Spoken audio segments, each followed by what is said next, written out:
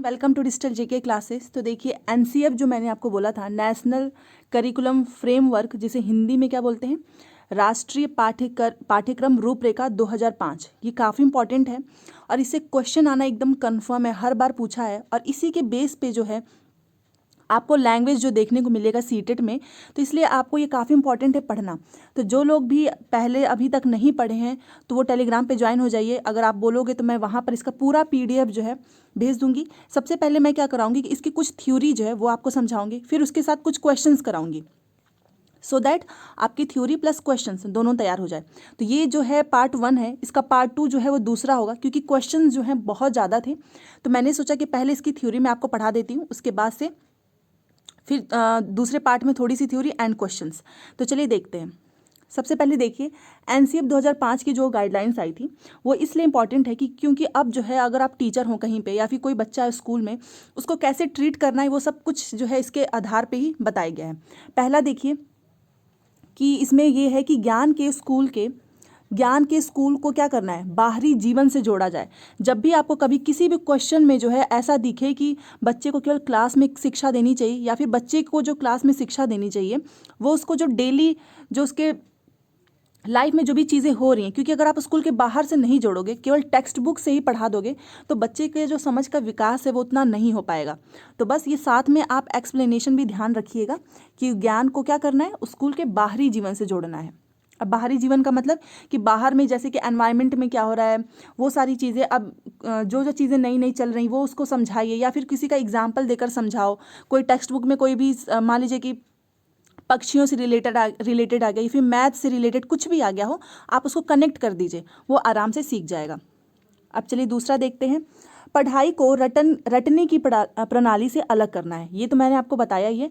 Rote learning जो है उस पर फोकस नहीं करना है। जितना ज़्यादा हो सके बच्चा जो है उसको समझ के सीखे, उससे नहीं कोई चीज़ याद हो रही है, आपको ये कभी नहीं कहना है कि तुम इसको याद करो हू बहू। आपने देखा होगा पहले ऐसा होता था कि एकदम जैसा लिखा रहता था बच्चा वैसा ही याद करके लिख देता था, तो इसको गलत बोला गया है और ना ही ये होना चाहिए। तो जहाँ भी आपको ऐसा ऑप्शन दिखे तो ये आपको तुरंत गलत करना है। अच्छा, एनसीएफ पढ़ने से एक फ़ायदा होता है कि आपको ना सीटेट के सारे लैंग्वेज समझ में आ जाएंगे। देखिए ये जितने भी मैं आपको लाइन पढ़ाऊंगी ये सब आपको एग्जाम में कहीं ना कहीं किसी न किसी ऑप्शंस में देखने को जरूर मिलेगा।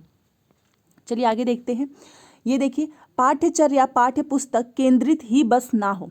मतलब जो पाठ्यचर्या है वो केवल जो भी आप पढ़ाते हो वो केवल पाठ्य पुस्तक केंद्रित ना हो, क्योंकि आपको टेक्स्ट बुक पे फोकस नहीं कराना है। कहीं पर भी अगर ऐसा ऑप्शन दिखा कि पाठ्य पुस्तक केंद्रित होनी चाहिए बच्चे की शिक्षा, उसको तुरंत गलत कर देना चाहिए, क्योंकि इसमें पाठ्य पुस्तक को जो है बढ़ावा नहीं दिया गया है।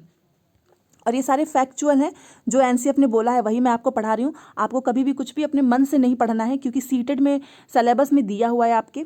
देखिए ये विद्यालय में दी जाने वाली शिक्षा को विभिन्न प्रकार की गतिविधियों से जोड़ा जाए। अब ये देखिए ये काफ़ी इंपॉर्टेंट इसलिए है कि मान लीजिए आप टीचर हो कहीं पर और किसी क्लास में जो है पढ़ा रहे हो, तो कोई मान लीजिए उसमें हिंदी है या फिर संस्कृत है या इंग्लिश है, जो भी लैंग्वेज हो, आप उसको क्या करो, किसी न किसी गतिविधि से जोड़ दो।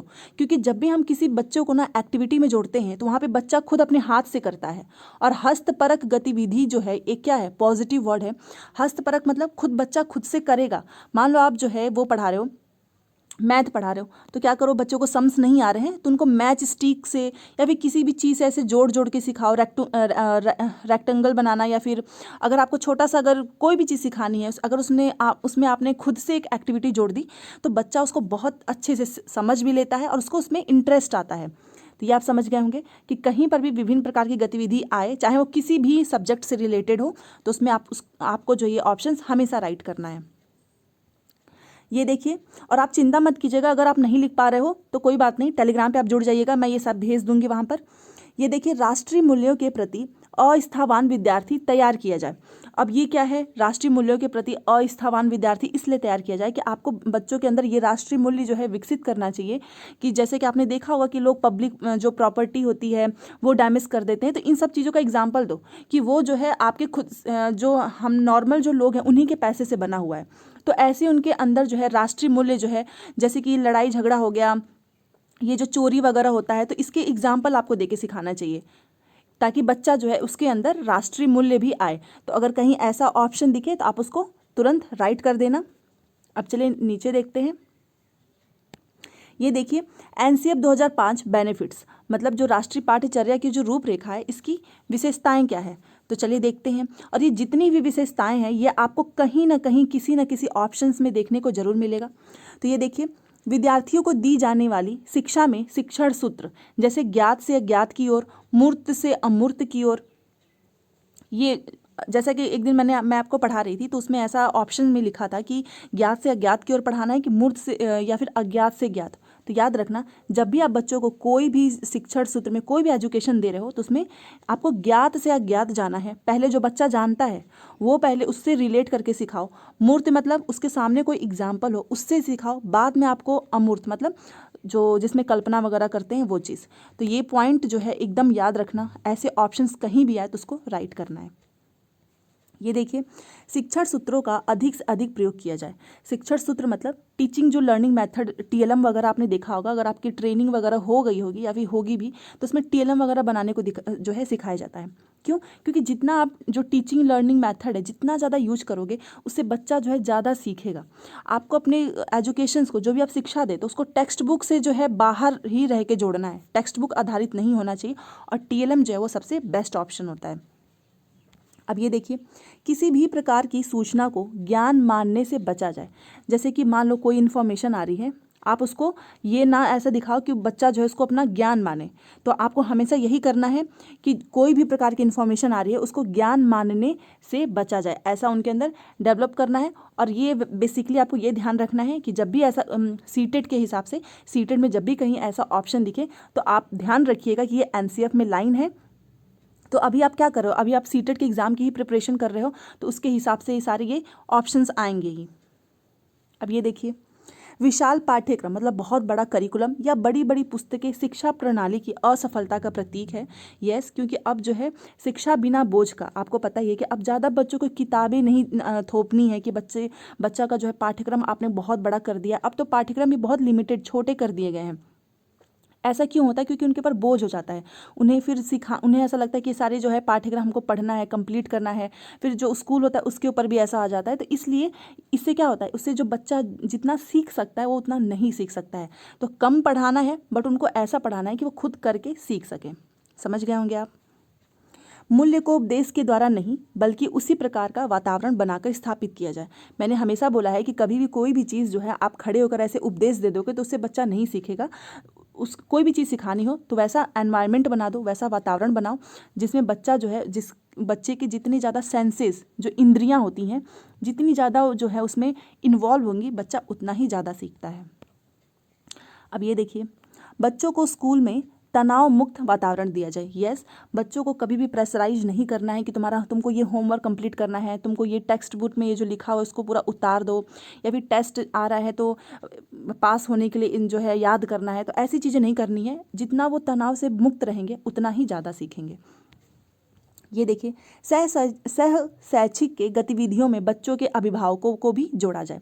अब ये देखो, ये जैसे सह शैक्षिक क्या होता है, जैसे कि कुछ एक्टिविटी आप ऐसे कराओ जिसमें जो बच्चे के जो पेरेंट्स हैं उनको भी आप जोड़ो, उनको भी बुलाओ, जिससे कि और भी ज़्यादा जो है बच्चा जो है सीख सके। कई बार आपने देखा होगा कि एक्टिविटीज़ वगैरह होती हैं जिसमें बच्चों के पेरेंट्स वगैरह भी गेम वगैरह में जो है साथ देते हैं। जितने बच्चे रहेंगे उनके पेरेंट्स भी उनके साथ ऐसे गेम वगैरह खेलते हैं। आजकल के स्कूलों में ज़्यादा हो रहा है। वो ऐसा क्यों कराया जाता है?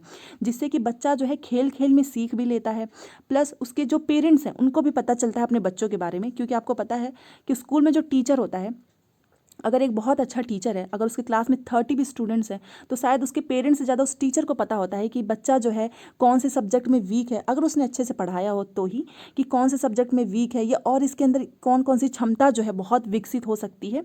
इस वजह से ऐसा किया जाता है। तो आप समझ गए होंगे। अब ये देखिए, पुनर्बलन का प्रयोग जैसे सजा व पुरस्कार की भावना को सीमित रूप से प्रयोग किया जाए। पुनर्बलन मतलब रिइंफोर्समेंट, जिसमें आपको पनिशमेंट या फिर जो अवार्ड, ये क्यों इसको सीमित रूप से बोला है? इसलिए क्योंकि कभी कभी ऐसा हो जाता है कि बार बार पुरस्कार देने से भी बच्चा जो है उसका पढ़ाई में इंटरेस्ट कम हो जाता है, और सज़ा तो वैसे भी मना ही है। तो इसलिए आपको बार बार नहीं करनी चाहिए कि आप कोई भी बच्चा ए ग्रेड लाए तो तुरंत उसको दे दो, फिर दूसरे सब्जेक्ट में भी आया तो तुरंत दे दो। ऐसा नहीं करना है। कुछ ऐसा रखिए जिससे कि बच्चे के अंदर उस जो ये पुरस्कार है उसको पाने के लिए उसके अंदर उस काम को करने की इच्छा हो, ना कि वो लालच से करे। कि अगर मैंने, जैसे कि आपको मैंने बताया था कि कोई बच्चे को आप बोलो कि अगर उसने होमवर्क कंप्लीट कर दिया तो मैं तुम्हें टॉफ़ी दूंगा या दूंगी, तो वो बच्चा क्या करेगा, वो होमवर्क इसलिए नहीं कंप्लीट करेगा कि उसका इंटरेस्ट है, वो इसलिए करेगा कि उसको जो है आपसे इनाम चाहिए। तो ये चीज़ें इसी वजह से एनसीएफ में इसको सीमित रूप से करिए, प्रयोग करना ठीक है बट बहुत ज़्यादा नहीं करना है, सीमित रूप में प्रयोग करना है। तो ये आप समझ गए होंगे। वे पाठ्य पुस्तक के ज़्यादा उपयोगी हैं जो अंतःक्रिया का मौका दें। मतलब वो जो टेक्स्ट बुक या पाठ्य पुस्तक बहुत ज़्यादा यूजफुल होते हैं जो अंतःक्रिया का मतलब एक दूसरे से संबंधित होते हैं, और जो भी अंतःक्रिया का मौका देगा वो ज़्यादा उपयोगी होता है। अब ये देखिए, राष्ट्रीय पाठ्यचर्या रूपरेखा 2005 का प्रमुख उद्देश्य राष्ट्रीय एकता का विकास करना है। तो ये पॉइंट भी याद रखिएगा। नेक्स्ट मातृभाषा को उचित स्थान देकर भाषाई समस्या का समाधान करना। मतलब जो बच्चे का जो मदर टंग है आप उसको उचित स्थान दो, एक अच्छा प्लेस दो, जिससे क्या होगा कि जो भी भाषाई समस्या है उसका समाधान हो जाएगा। क्यों? क्योंकि अगर आपने क्लास में ये बोल दिया कि तुम सबको हिंदी में ही बात करनी है, तो जो दूसरा बच्चा होगा जिसको अभी अपनी मदर टंग में ही वो बोल सकता है, तो वो फिर क्लास में बोलना बंद कर देगा, हिचकिचाने लगेगा, उसको शर्म महसूस होने लगेगी।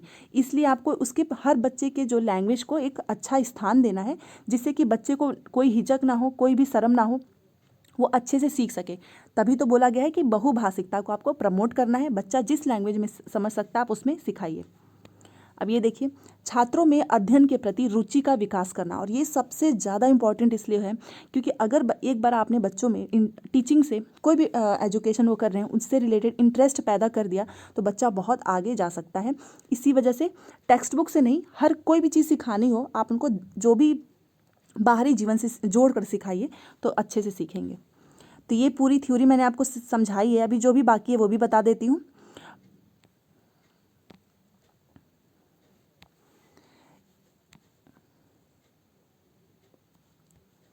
इसका मुख्य उद्देश्य छात्रों का सर्वांगीण विकास करना है। देखो, ये जो एनसीएफ है इसका जो मुख्य उद्देश्य क्या है कि बच्चों का जितना ज़्यादा हो सके ओवरऑल डेवलपमेंट, इसको क्या बोलते हैं, सर्वांगीण का ओवरऑल डेवलपमेंट, कि उसका हर पक्ष जो है वो मजबूत हो। बस ये ना हो कि वो मैथ में ही अच्छा हो, हिंदी में ही अच्छा हो, स्किल्स भी उसके अंदर आनी चाहिए, चाहे वो डांस का हो, म्यूज़िक का हो, आर्ट का हो, तो सब कुछ आपको विकास करना है। ये देखते हैं, भारत के राष्ट्रीय पाठ्यचर्या की रूपरेखा 2005 में एक शिक्षक से यह अपेक्षा की गई है कि वह बच्चों के सीखने में एक सहायक हो, जिससे बच्चों को ज्ञान का निर्माण करने में मदद मिले।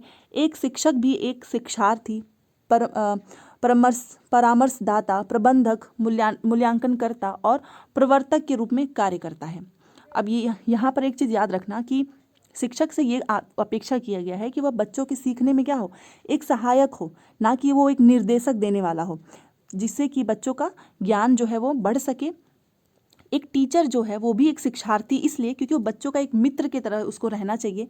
परामर्शदाता मतलब जो आपको एडवाइस कर सके। प्रबंधक हो मतलब जो मैनेजमेंट कर सके कि कौन कौन सी चीज़ आपको ज़रूरत है। मूल्यांकन करता हो जो आपका असेसमेंट करता रहे, और प्रवर्तक के रूप में कार्य करे, ना कि वो एक निर्देशक हो। एक जैसा कि हमने देखा होगा पहले के जो टीचर होते हैं वो, उनको बच्चों से कोई मतलब नहीं होता है, वो अपने आप से मतलब रखते हैं, उनको क्या पढ़ाना है बस वो अपना पढ़ाएंगे, निकल जाएंगे, चाहे बच्चों को समझ में आए या ना समझ में आए। तो आपको ये पॉइंट्स याद रखना है कि जो टीचर है वो क्या क्या उनसे अपेक्षा किया गया है।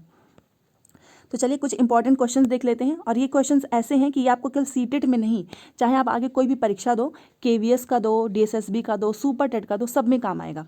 तो चलिए ये देखते हैं, एनसीएफ 2005 का पूरा नाम क्या है। अभी मैंने आपको बताया, नेशनल करिकुलम फ्रेमवर्क। अगर आपको चाहिए होगा पीडीएफ तो आप कमेंट कर दीजिएगा। दूसरा देखिए, निम्न में से एनसीएफ की संचालन समिति का गठन किसकी अध्यक्षता में किया गया। अगर आप एनसीएफ पढ़ रहे हो तो इतना आपको पता होना चाहिए कि किसकी अध्यक्षता में किया गया। Professor Yashpal is right. अब ये देखिए, एनसीएफ संचालन समिति में कुल कितने सदस्य थे, तो कितने थे, 35। ये भी नंबर आप याद रखिएगा, 35 जो है मेंबर थे।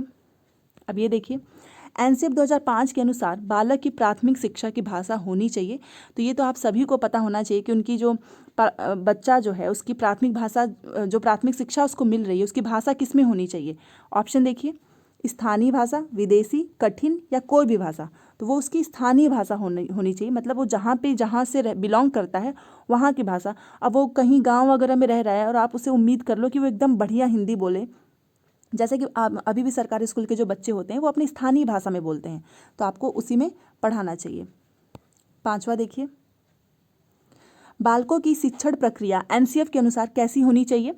रटंत पद्धति से युक्त, या फिर रटंत पद्धति से मुक्त, या फिर तनाव व बोझ से युक्त, या फिर इनमें से कोई नहीं। तो क्या होना चाहिए? रोट लर्निंग से मुक्त होना चाहिए, रटंत पद्धति से मुक्त होना चाहिए। आपको रोट लर्निंग को जो है बढ़ावा नहीं देना है। 6 देखिए, एनसीएफ 2005 के अनुसार विद्यालयी ज्ञान को जोड़ना चाहिए। अभी ये सारे क्वेश्चंस मैंने अभी जो आपको ऊपर पढ़ाया है उसी से रिलेटेड है, इसलिए मैंने करा है कि थोड़ा बहुत आपको एक आइडिया लग जाए कि एनसीएफ से कैसे कैसे क्वेश्चंस बन सकते हैं। तो विद्यालयी ज्ञान को किससे जोड़ना चाहिए? बाहरी स्कूली जीवन से। ये देखिए, राष्ट्रीय पाठ्यचर्या रूपरेखा में विज्ञान शिक्षण का उद्देश्य होना चाहिए। विज्ञान शिक्षण का उद्देश्य जो है क्या होना चाहिए? बालकों में जिज्ञासु प्रवृत्ति का विकास करना। और हमेशा मैंने बताया है कि जो जिज्ञासु, जो क्यूरोसिटी वर्ड है, वो अपने आप में एक पॉजिटिव वर्ड है। तो देखिए, यहाँ से आपका केवल एक नहीं, आपका पूरा पेडागॉजी का सेक्शन तैयार हो रहा है। एनसीएफ में जो है 75 नंबर की जो पेडागॉजी है उन सब में काम आता है। अब ये देखिए 8वां, राष्ट्रीय पाठ्यचर्या फ्रेमवर्क 2005 ने अपनी समझ से प्राप्त की है। क्या प्राप्त किया है? अपनी समझ संज्ञान किससे प्राप्त किया है? संज्ञानवाद से, रचनावाद से, अनुदेशन से, उपरोक्त सभी। अब इसमें से बहुत से लोग होंगे जो उपरोक्त सभी कर देंगे, बट एनसीएफ में किसको माना गया है? रचनावाद को। रचनावाद का मतलब जो क्रिएटिविटी से जोड़ते हैं, जो कंस्ट्रक्टिविस्ट होते हैं, उन्हें बोलता है। संज्ञानवाद तो कॉग्निटिव हो गया, एक तरफ से आपके दिमाग से। अनुदेशन भी नहीं होगा, क्या होगा? रचनावाद, जिसमें कुछ नया जो है बच्चा करे, जिसमें कुछ क्रिएटिव करे। तो इस वजह से रचनावाद से। 9 क्वेश्चन, एनसीएफ 2005 बल देता है किस पर? शिक्षक पे केंद्रित पर, स्वयं करके सीखने पर, रटने की प्रक्रिया पर, या फिर समस्या हल करने पर। अभी थ्योरी में मैंने आपको बताया था स्वयं करके सीखने पर। और ये है 10, एनसीएफ 2005 में कुल अध्यायों की संख्या कितनी है? तो ये आपको पता ही होनी चाहिए, कितनी है? 5 है। तो ये थे आज के, मैंने कुछ थ्योरी आपको पढ़ा दिया है एंड कुछ जो है मैंने क्वेश्चंस भी आपको साथ में कराए, सो दैट साथ साथ में थ्योरी और क्वेश्चंस के कॉन्सेप्ट है आपको समझ में आए। तो अगर आपको पसंद आया हो तो लाइक कर दीजिएगा, शेयर कर दीजिए, एंड चैनल पे फर्स्ट टाइम जुड़े हैं तो प्लीज़ चैनल को सब्सक्राइब जरूर करिएगा, क्योंकि आने वाले समय में बहुत से अच्छे अच्छे थ्योरी भी, कॉन्सेप्ट, क्वेश्चंस मैं सब कुछ कराती ही रहती हूँ। और इसके अलावा भी बहुत सारे सब्जेक्ट्स मैंने कराया हुआ है, तो आप प्लेलिस्ट जरूर देखिएगा चैनल पर, जो भी आप पढ़ना चाहें सब्जेक्ट वाइज सब कुछ मैंशन है। और एनसीएफ जो है बहुत इंपॉर्टेंट है, इसलिए आप इसको ज़रूर अच्छे से पढ़ लेना। Thanks for watching.